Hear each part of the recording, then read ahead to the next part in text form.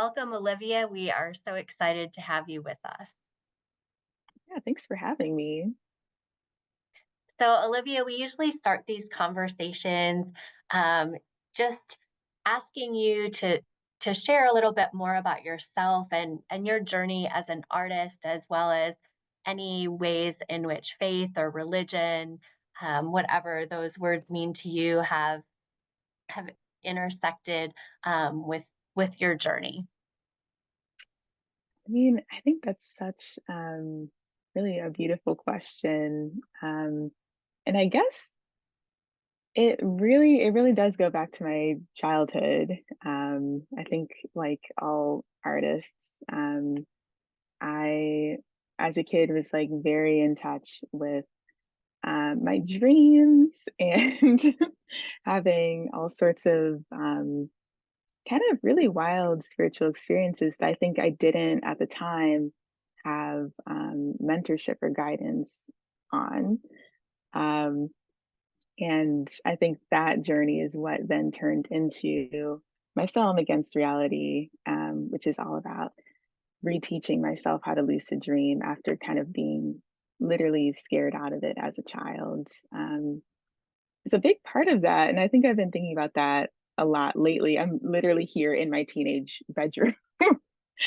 um, a big part of that was I went to Christian schools growing up for like first through eighth grade. So I'm like very in the Bible. I can quote a verse, had uniforms, like the whole thing. And I think that unfortunately, a lot of the way that biblical text is being translated right now, people see having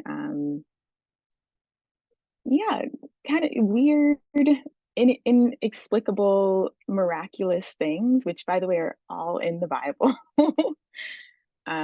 In the modern context, that's seen as something that's like negative or demonic. um, and so a lot of my life right now, a lot of my work has to do with like how do you rebuild that trust in yourself, and then by proxy, like trust in other people, trust in your environment, and trust in spirit ultimately. Oh, wow. Yeah, I think the themes of building trust and recapturing something that's been lost seem to definitely crop up in your work, and I know feel really resonant for me as well. So I look forward to hearing more about those things. One of the things that you mentioned when we were preparing for this conversation was that um, when I kind of initially invited you to have this conversation about faith and art, you were a little maybe taken aback or weren't quite sure. But then reviewing your work, kind of in hindsight, you noticed that there were a lot of themes of religion and faith across your work. And I'm wondering if you could talk more about those themes and maybe just say a little bit more about your art and specifically your films and how faith or religion has had a role there. Yeah, and I mean that really, I think I'm thinking a lot about like this place where I'm from, which I think though I'm now a transplant, it's also so funny thinking of a person as a plant, where it's like I've been repotted in Los Angeles. um, but there is something really special about Michigan in that, like, one of my parents is Catholic, the other one was raised Catholic and then converted to general Christianity. And so there's a lot of those styles of churches here. There's also a lot of synagogues here. There's also a lot of mosques here. Like Dearborn, Michigan is like very in the news right now. Um, yeah, and I think that I've been very influenced by all of that, by being raised around people of faith. And so the first film that I ever directed, which by the way, I did not know that I could be a director. I thought that my personality type, which generally I was thought of as being very shy growing up, which mostly I just had not much to say. um, I thought shyer people or quieter people could not be directors. That directors are always people who are very loud and maybe emotionally turbulent or something. And so I thought that I would be an animator. And the first project that I made was mostly self-taught animation in college at Northwestern University, where me and a bunch of my friends watched these like little YouTube videos and cobbled together a film called Lucid that was about lucid dreaming and like exploring the astral plane before I even really had words for that. And yeah, that was kind of the beginning of everything. And then after that, I kind of just got obsessed with filmmaking and made like a film a year, sometimes 2 a year in college. Yeah. Always like in an editing lab, and then graduated and made my first feature called Tahara, which is up in Rochester, New York. I also just love a space-based thing, you know? um, and so, yeah, that film is all about, well, it takes place like ultimately in a synagogue, um, and is kind of exploring grief and death and friendship, um, queerness. And a lot of what made me feel like I could do that project was the fact that I came of age here, and knew my way around the synagogue, despite, having gone to the Christian church and whatnot. But um, yeah, I realized like kind of whether I am looking for it or not, like it seems that people do tend to gravitate towards me when they have a story to tell about. Something spiritual, a little bit woo woo, if you will. Your 2022 film, Against Reality, is an animated short that explores lucid dreaming. I'm wondering if you'll just share a little bit more about the making of that film and maybe a little bit about lucid dreaming itself, as a spiritual practice. Yeah, I think there's so many parts to everything that I think kind of get simplified and forgotten. So let me see if I can get all of them in here.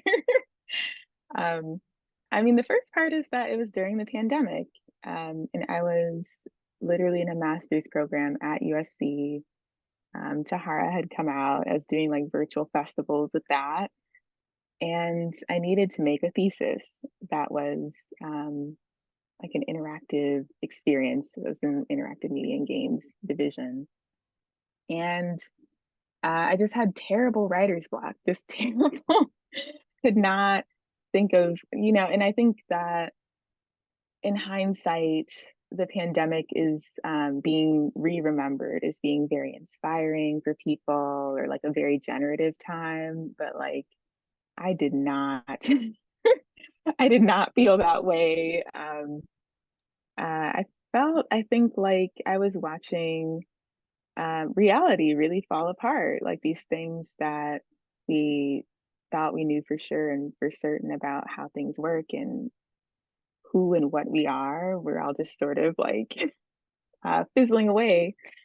And at that time, also, I started having like really intense dreams, and it was like every night all of a sudden. And so I was telling two of my friends about it. One of my friends, Emmy, and Leah, and both of them are amazing filmmakers in their own right. I met them through Sundance, a program I did a while ago.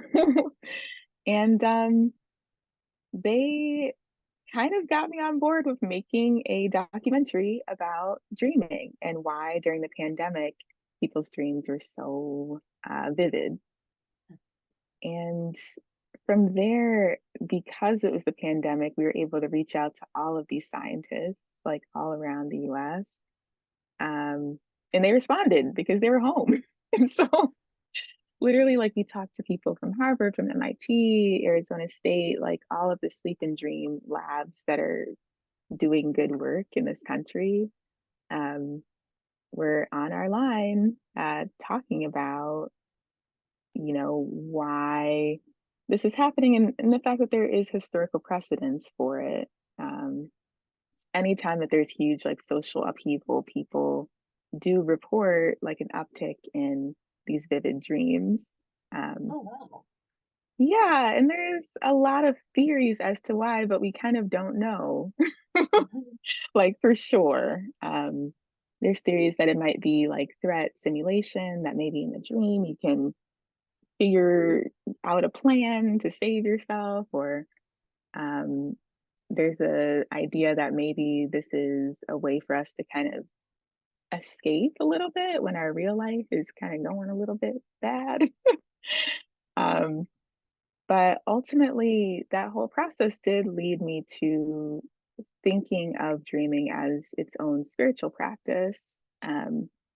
And one of my neighbors has been teaching lucid dreaming for 35 years, Jenny Funkmeyer. Yeah, she's 70 years old, a Scorpio. Um, and she taught me her methods to lucid dreaming.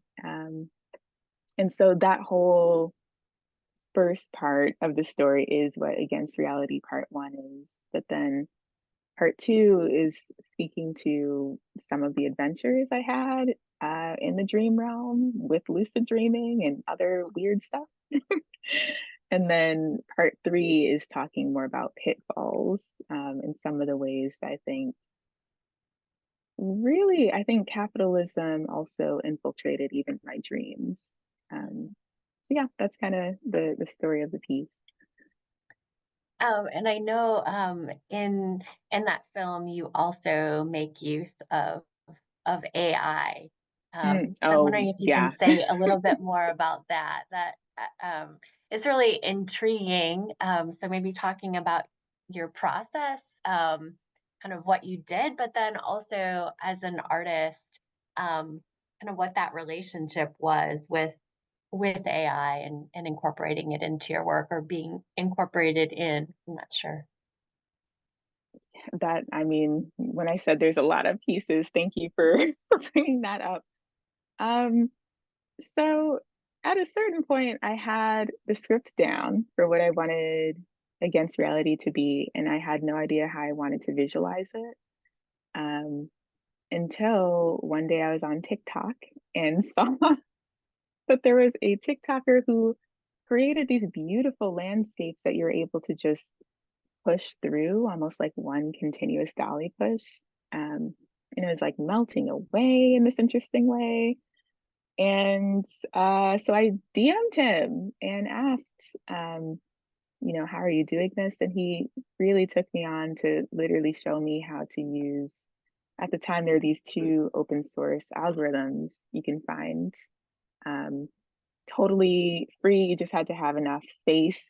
So I think ultimately I paid $50 to make Against Reality, just paying Google for more storage space. But um, yeah, it took probably about a month to make images that I felt were successful. Um, and then once I figured it out, I could iterate so rapidly and get things like almost exactly as I envisioned them, which felt like a miracle when you're talking about dreams, because it's such a, even when you are telling someone who loves you a dream, typically it's boring. So, like, but it means so much to you in the moment and it makes so much sense. And so I wanted visually something to kind of mimic that. Um, and I found it using BQGAN and Clip. Those are the two algorithms when put together. Um, yeah, I mentioned they were open source at the time. I don't think that that's true anymore. Things have accelerated so much. There's a lot of talk about AI. And when I say I almost got what I wanted, I think the two places that I ran into trouble were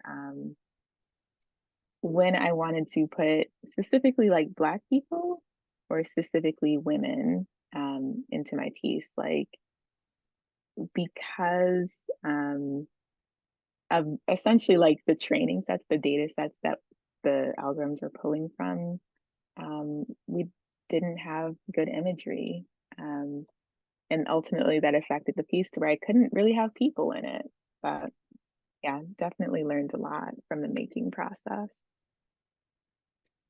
You have mentioned in our conversation that a lot of the images that you found were just explicitly racist, Flat out racist and also misogynistic, yes. misogynistic. So I'm thinking you're putting this together during the pandemic and just a lot of kind of negativity coming in. Mm. How did you navigate that as an artist and producing your work? Like what kind of pushed you to go on, or was that itself generative? Like, okay, against reality. I don't know if the reality is like what you're finding coming in at you from these images or something else, but could you talk a little bit about that? I think it really changed the way I was thinking about the internet. Where now I do think of every person who engages online, even on social media, as being a programmer, a style of programmer. Um, and that was something I always felt like a little insecure about myself. Like I'm in this video game school with all these computer scientists, and I'm I was always thought of as an artist, and I didn't think I was a very good coder, but suddenly I was seeing that we are literally programming all the time with our captions, with the way that we're commenting on things, and just ultimately with the content that we post. Um, so I think that was really inspiring. But then also, the larger thing was just reading what other really brilliant people had to say about this, like reading Algorithms of Oppression. I think I read a lot of manifestos at the time. Like there's one called Glitch Manifesto by Legacy Russell. It's just brilliant. Um, there's a lot of really smart people writing about this nebulous time that we're in. And so I think it started feeling like a yeah, like a manifesto in itself, which I think is why I called it Against Reality. So I guess you talked a little bit about kind of some of the challenges or I guess things that are kind of despairing. I'm wondering if you can talk about some of the things that you have hope for or um, kind of what it is that you're hoping to inspire with your work. Ooh, I think it's so funny. I think every time, so a lot of my friends are in LA right now, and I'm in Michigan. And every time they call, I feel like I'm saying, "This is the best summer ever." And everyone's like, "What are you talking about?" It's that I think every day I am running into what can only be described as a miracle, like something that I had no idea about that is like coming forth in the news or even online. Like truly between TikTok and Instagram Reels, I think I'm seeing some of the best cinema of my life. Like, and I'm saying that completely seriously. Um, there are topics that have not been seen before, do not have in the modern context like images made about them, especially when we're talking about like spirituality that are alive and popular on the internet. Um, that gives me so much hope. It used to be a time where like we had what 3, 4 studios who would fund maybe 5 guys, and that's what we got, and we just that was our reality, right? And so I think a lot of this like panic that's hitting people is that our world is literally cracking open right now. Um, and similar to the conversations I think I have about AI, I think there's going to be a lot of good that comes from it and also a lot of, devastating, maybe uninteresting things, um, depending on who you're talking to or what you're talking about.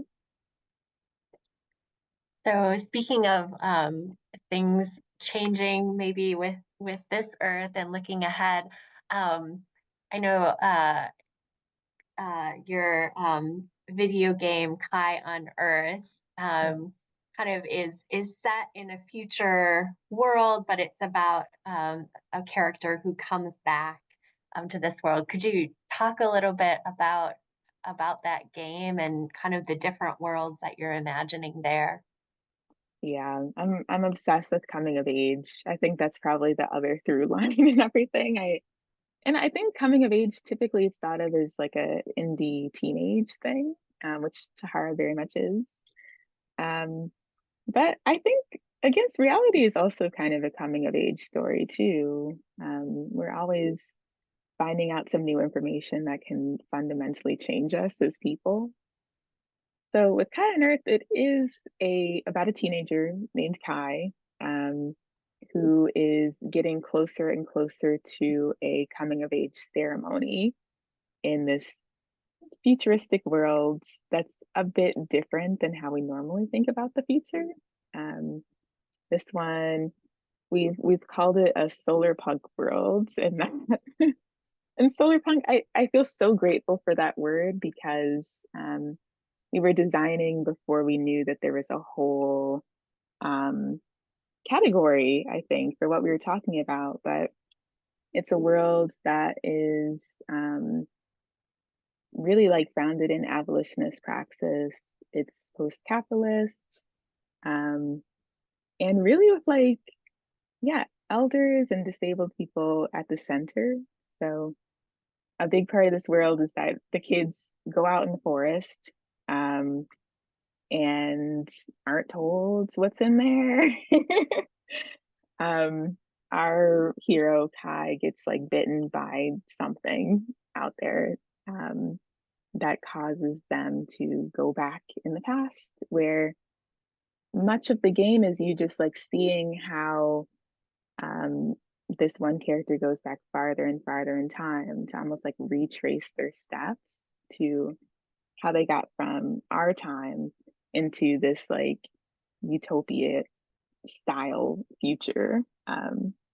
Yeah, it was really fun to write also.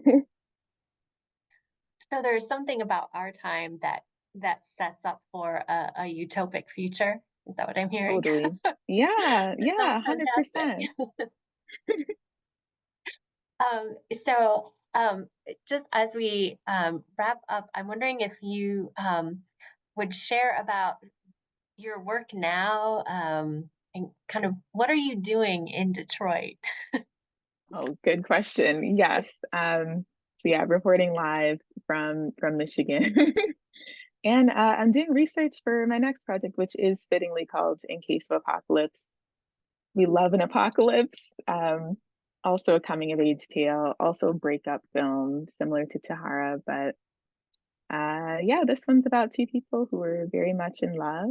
Um, then they aren't, and they're quite bitter about it. They're breaking up, taking all their stuff back. And right as it gets to the part where they can leave finally each other, the island that they're on, that they live on and have shared their home in, just starts shrinking. And it gets like smaller and smaller over the course of the film. And it's based on the real Belle Isle, which is here off the coast of Detroit. So I've been doing like a lot of research and meeting really sweet people, um, just lining stuff up to make this next feature. Olivia, thank you so much for having this conversation with me today. It's been great just getting to know more about you and your art as well as your faith. So thank you so much. Thanks for having me. These are great questions.